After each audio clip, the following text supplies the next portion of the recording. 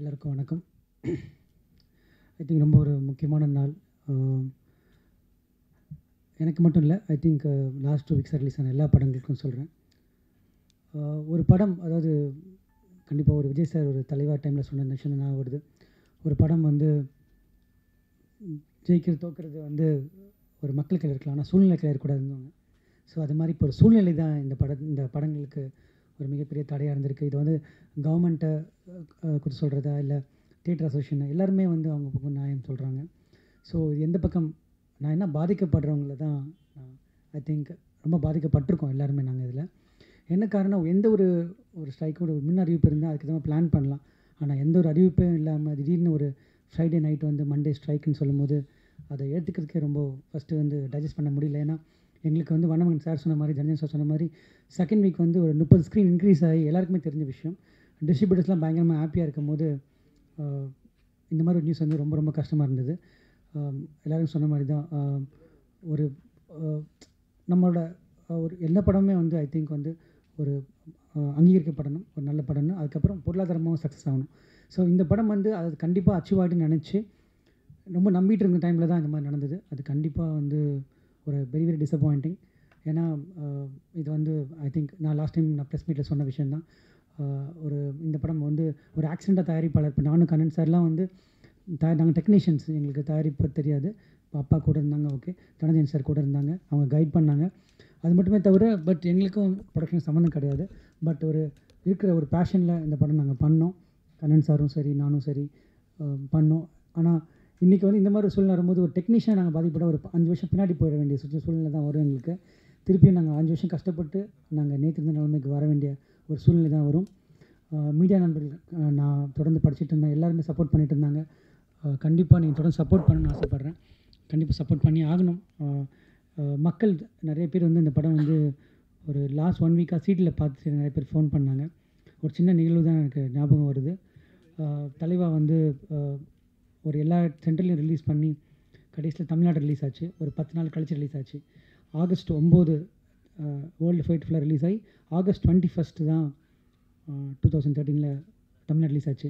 August 20 அன்றைக்கி நான் வந்து எல்லாத்தையும் டெலிவரி பண்ணிவிட்டு நாளைக்கு படம் தமிழ்நாடு ரிலீஸ்னு சொல்லி நான் வந்து ஒரு ரெஸ்டாரண்ட் போயிருந்தேன். ஒரு ரெஸ்டாரண்ட் போயிட்டு சாப்பிட அன்றைக்கி எல்லாத்தையும் டெலிவரி பண்ணிவிட்டு லேப்லாம் போயிடுச்சு. நாளைக்கெல்லாம் க்யூப்பில் ஏற்றிட்டாங்க. நான் ரெஸ்டாரண்ட் போயிருந்தேன். ரெஸ்டாரண்ட்டில் சாப்பிட்ருந்தேன். அங்கே ஒரு அப்பா ஒரு குழந்தை சாப்பிட்டுட்டு இருந்தாங்க. அந்த அப்பாவுக்கு தெரிஞ்சிச்சு நான் தான் தலைவா டைரக்டர்னு தெரிஞ்சிச்சு. அவர் வந்து ரொம்ப பெருமையாக சொல்கிறாரு, இது மாதிரி வந்து நாளைக்கு தலைவா ரிலீஸ், நம்ம போகலாம், நம்ம தியேட்டருக்கு போகலாம் அப்படின்னு சொன்னாலே நம்ம சந்தோஷமாக இருந்தது. ஓகே, ரெக்கக்னைஸ் பண்ணி பேசுகிறாங்க அப்படின்னு சொல்லி. உடனே அந்த குழந்தை சொல்கிறான், நம்ம 3 தடவை பார்த்துட்டோமே சீடியில், அப்புறம் என்ன திருப்பி இதுக்கு போகணும் அப்படின்னு சொன்னான். ஸோ அந்த வழி இப்போ ஆக்சுவலாக வந்து இப்போ திருப்பி உணர்றேன். ஏன்னா அது டிஃப்ரென்ஸ் என்னென்னா, அது 10 நாள் கழித்து வந்தது, இது 10 நாள் நின்றுச்சு. ஸோ அந்த வழி திருப்பியும் இப்போ எத்தனை பேர் சொல்ல போகிறாங்க, நான் சீரியலில் பார்த்துட்டேன்னு சொல்ல போகிறாங்க அப்படின்ற ஒரு வழி தான் நமக்கு. அன்றைக்கி நான் அந்த ஹோட்டலேருந்து நேராக காரில் ஏறி போயிட்டு I just had tears in my eyes. எனக்கு எப்படி இதை ரியாக்ட் பண்ண கூட தெரியல எனக்கு. ஏன்னா படம் ரிலீஸ் ஆகுது அது மாதிரி தான் இப்போது ஒரு 10 நாள் கழிச்சு எவ்வளோ பேர் சீட்டில் பார்த்துருக்காங்க.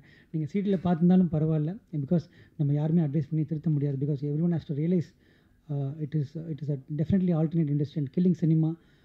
ஒரு பெரிய இண்டஸ்ட்ரியை நிறைய பேர் உழைச்சிட்டு இருக்காங்க. இதை நம்பி நிறைய பல லட்சம் குடும்பம் இருக்குது. ஸோ இது அழிஞ்சிட்ருக்கு. அது தயவு செஞ்சு நீங்கள் காப்பாற்றணும். வண்ணமகனுக்கு மட்டும் இல்லை, எல்லா படத்துக்கும் நாளைக்கு ரிலீஸ் ஆக போகிற எல்லா படத்துக்கும் மீடியா சப்போர்ட் கண்டிப்பாக தேவைப்படும். மீடியா சப்போர்ட் இல்லாமல் பப்ளிக் சப்போர்ட் இது ஒரு பெரிய கொஷின் மார்க் தான். இப்போ நாளைக்கு வந்து இதே பஸ் இதே க்ரௌட் இருக்குமா, வருமா அப்படின்றது பெரிய கொஷின் மார்க். ஆனால் வந்து இதை வந்து கொஞ்சம் ரியலைஸ் பண்ணி இதை வந்து மீடியாவும் சரி பப்ளிக்கும் சரி உணர்ந்து கண்டிப்பாக சப்போர்ட் பண்ணணும் அப்படின்னு நான் வேண்டி கேட்டுக்கிறேன். ரொம்ப ஒரு ஐ திங்க் பாலாஜி சொன்ன மாதிரி நிறைய பிரச்சனைகள் இருக்குது கண்டிப்பாக சினிமாவில். அதுக்கு ப்ரொடியூசர் கவுன்சில் இருக்காங்க, பெப்சி இருக்குது, அதே மாதிரி ஃபெடரேஷன் இருக்குது, நிறைய எம்ஜி பிரச்சனை, அதெல்லாம் கண்டிப்பாக சால்வ் ஆகணும்.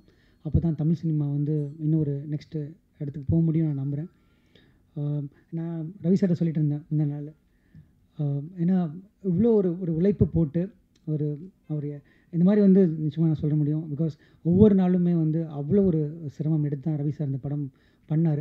ரிலீஸ் அன்றைக்கி முதல் நாள் கூட அவ்வளோ ஸ்ட்ரெஸ் எங்களுக்கு இருந்தது. எவ்வளோ பிரச்சனைகளும் தாண்டி தான் ரிலீஸ் பண்ணோம். ரவி சார் இல்லைன்னா இந்த படம் ரிலீஸ் ஆகிருக்காது. தனஞ்சன் சாருக்கு தெரியும், எல்லோரும் தெரியும், எல்லோரும் சப்போர்ட் பண்ணாங்க. அந்த ஒரு சூழ்நிலை ரிலீஸ் பண்ண படம் ஒரு நல்ல வரவேற்பு கிடச்சி, திருப்பி அது போகும்போது இந்த மாதிரி சூழ்நிலை வரக்கூடாது, அது வந்துருச்சு. அதை நாங்கள் ஃபேஸ் பண்ணிகிட்ருக்கோம். ரவி சார், இந்த சூழ்நிலை நான் உங்களுக்கு ரொம்ப ரொம்ப நன்றி சொல்கிறேன். ஏன்னா நீங்கள் ரொம்ப ஸ்ட்ராங்காக சப்போர்ட் பண்ணிட்டு இருந்தீங்க. ஏன்னா ஒரு 3 நாள் முன்னாடி நான் சொல்லிட்டு இருந்தேன், சார் நான் தெலுங்கு, ஹிந்தி ஏதாவது போயிடலாமா, இல்லை ஆர்ட் ஃபிலிம் திருப்பி ஆரம்பிச்சிடலாமான்னு பார்க்குறேன் அப்படின்னு சொல்லிட்டு இருந்தேன். அந்த மாதிரி ஒரு நம்ம டிசப்பாயின்மெண்ட்டில் பேசுகிற விஷயந்தான். ஸோ அப்போ கூட என்னை என்கரேஜ் பண்ணிட்டு இருந்தாங்க. ரொம்ப ரொம்ப நன்றி அதுக்கு. தேங்க்யூ மீடியா, நீங்கள் உங்கள் கையெல்லாம் திருப்பி நாங்கள் கொடுத்துருக்கோம். நீங்கள் ஆல்ரெடி ரிவ்யூஸில் எழுதிட்டீங்க. ஆனால் இந்த படத்தை இன்னும் வந்து மக்கள்கிட்ட போய் சேர்கிறதுக்கு நீங்கள் கண்டிப்பாக ஹெல்ப் பண்ணணும்னு நான் வேண்டி கேட்டுக்கிறேன். கண்ணன் சார், கண்டிப்பாக உங்கள் மெசேஜை கேட்டு எனக்கு வந்து அது ஃபீலிங் தான். அது என்னோட இன்னொரு வாய்ஸை தான் நான் பார்த்தேன். அதை என்னால் உணர முடியுது அந்த பெயினை. கண்டிப்பாக யுவன் சந்திரன் வந்து ஒரு பெரிய ஹிட் ஆகணும்.